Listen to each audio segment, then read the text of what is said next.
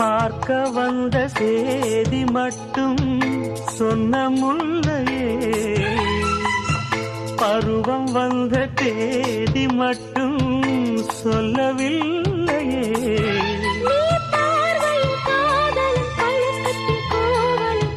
சொல்லவில்லையே. உன்னை தொட்ட தென்றல் இன்று என்னை தொட்டு சொன்னதொரு சேதி, உள்ளுக்குள்ளே ஆசை வைத்து தள்ளி தள்ளி போவதென்ன நீதி.